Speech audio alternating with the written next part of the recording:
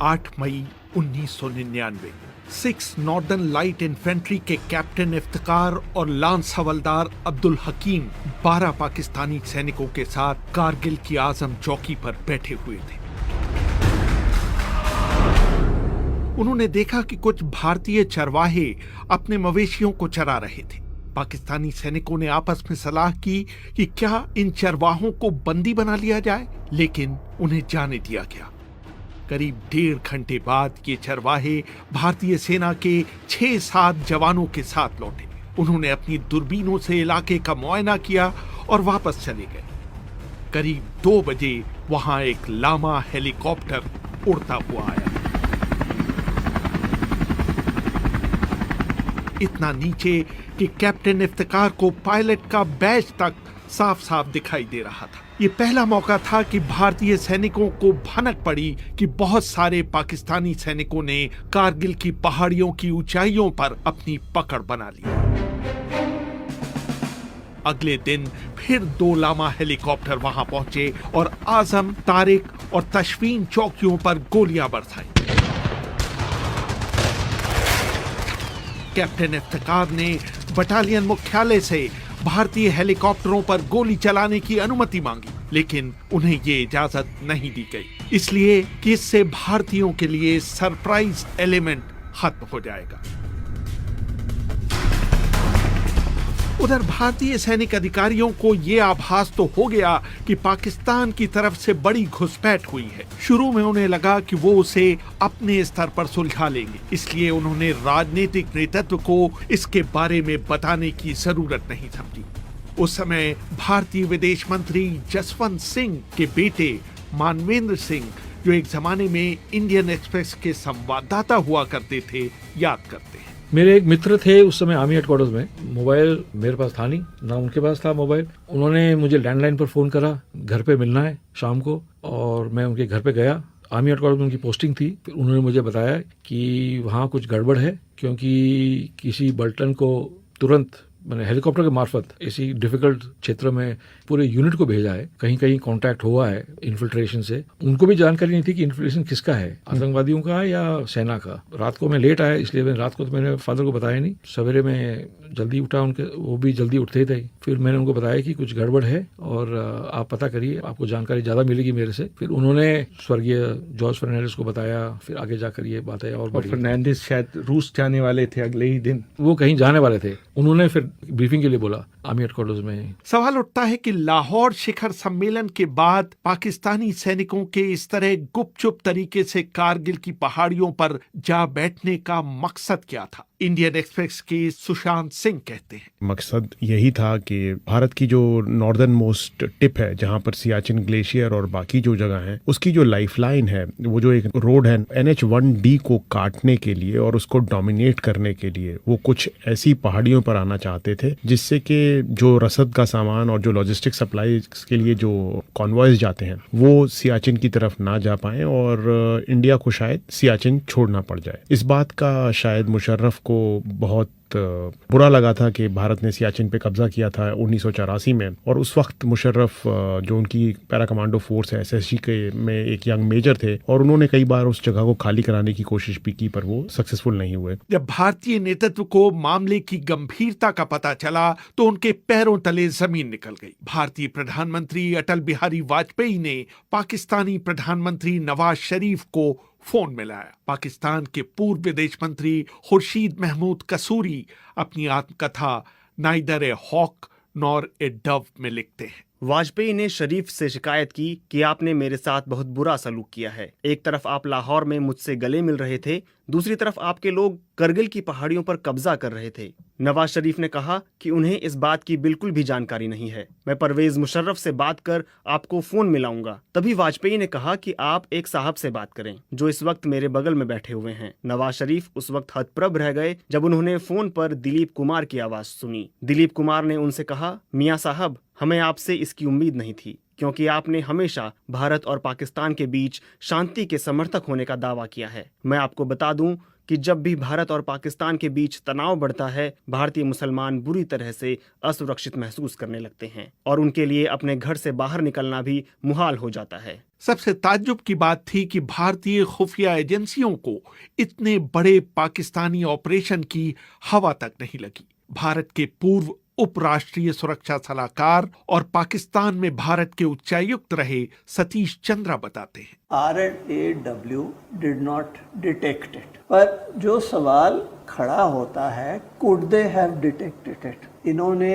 कोई force additional नहीं ली वहाँ। रॉ की डिटेक्शन होती है जबकि अगर आप फॉर्मेशंस मूव करोगे, तो उन्होंने तो 1 या 2 मैक्सिमम एडिशनल बटालियन उस एरिया में डाले। हमने बहुतों से इंटरव्यू की, आईबी से भी बात की हमने, तो आईबी ने कहा कि हमने देखिए 52 इनपुट्स या इतने इनपुट्स उनने कोई नंबर दिए, ये दिखाता है कि ये किए। वो कैसी चीज़ें थी कि यहाँ पे ऑर्डिनेंस डंप हो रहा था, यहाँ पे थोड़ी बहुत मूवमेंट थी। हमने कहा कि भाई ये तो हर साल होता, जैसे कई लोकेशन पे हेलीकॉप्टर आए वो हर साल आ रहे हैं। तो जैसे कहते हैं ना, स्मोकिंग गन एविडेंस कहीं नहीं था। हाँ, अगर फॉरवर्ड पोजीशंस पे फौज होती तो उनको नज़र आता और डिटेक्ट होता। जहाँ पे फौजेज आगी थी और एक अफसर ने तो डिसोबे भी कर दिया ऑर्डर्स, उसने विड्रॉ नहीं किया, वहाँ पे कोई इन्फिल्ट्रेशन हुई नहीं।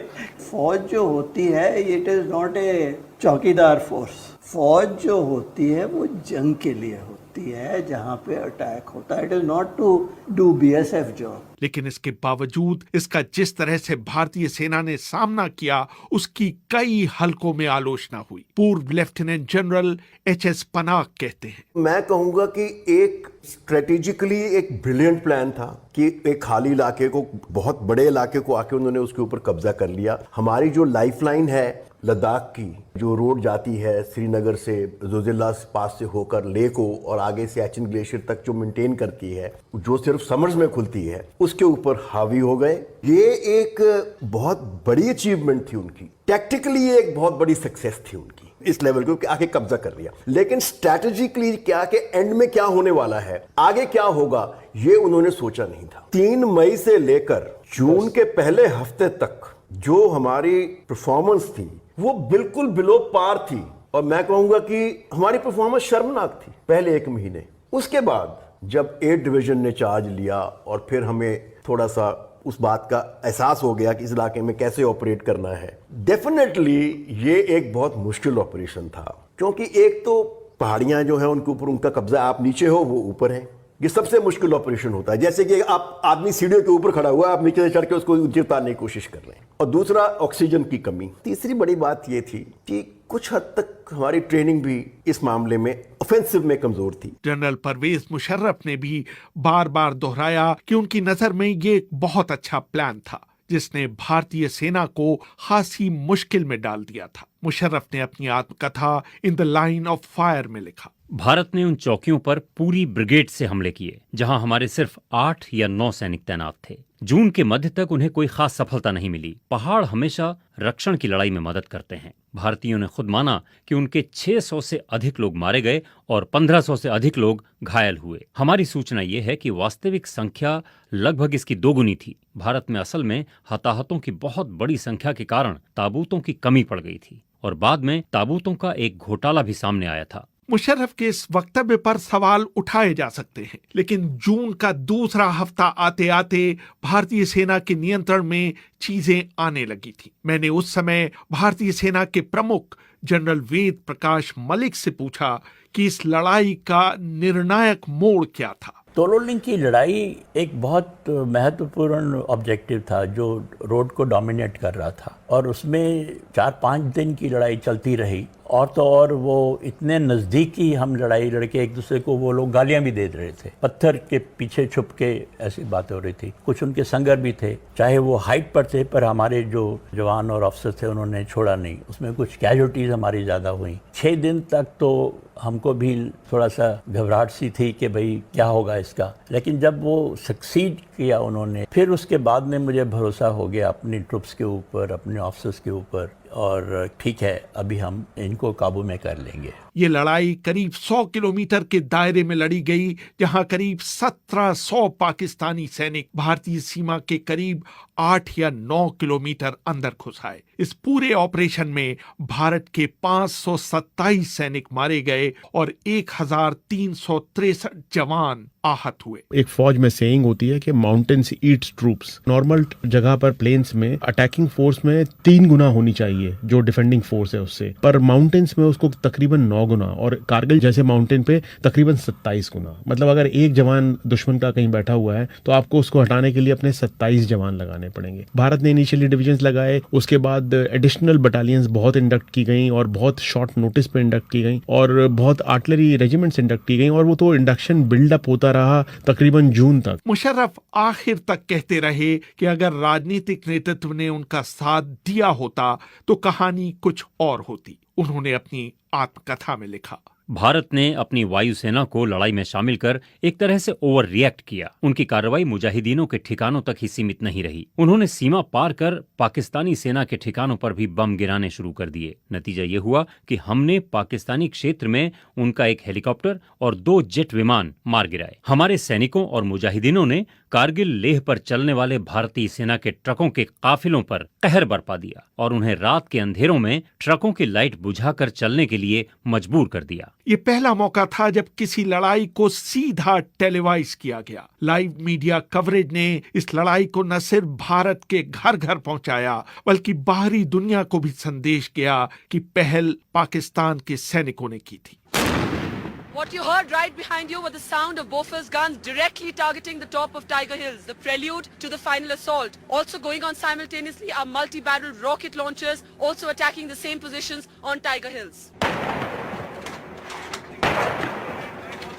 जून के दूसरे सप्ताह से भारतीय सैनिकों को जो मोमेंटम मिला वो जुलाई तक जारी रहा। आखिरकार नवाज शरीफ को युद्ध विराम के लिए अमेरिका की शरण में जाना पड़ा। अमेरिका के स्वतंत्रता दिवस यानी 4 जुलाई को क्लिंटन और नवाज शरीफ की बहुत अप्रिय परिस्थितियों में मुलाकात हुई।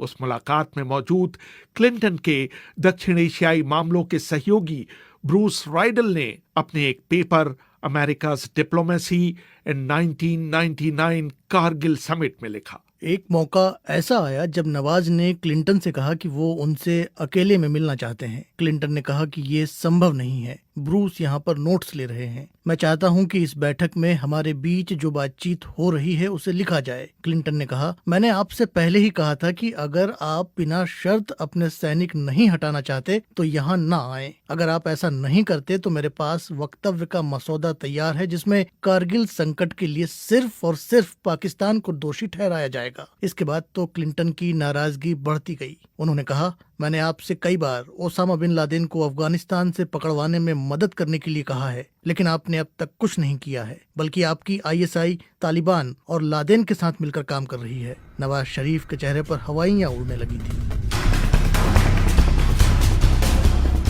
पाकिस्तानी प्रतिनिधिमंडल के एक सदस्य तारिक फातमी ने फ्रॉम कारगिल टू द कू पुस्तक की लेखिका नसीम जहरा को बताया कि जब शरीफ बैठक से बाहर निकले तो उनका चेहरा निचुड़ चुका था। उनकी बातों से हमें लगा कि उनमें विरोध करने की कोई ताकत बाकी नहीं बची थी। उधर शरीफ क्लिंटन से बात कर रहे थे। टेलीविजन पर टाइगर हिल पर भारत के कब्जे की खबर फ्लैश हो रही थी। ब्रेक के दौरान नवाज शरीफ ने मुशर्रफ को फोन करके पूछा कि क्या ये खबर सही है। मुशर्रफ ने इसका खंडन नहीं किया। रेहान फजल, BBC, दिल्ली।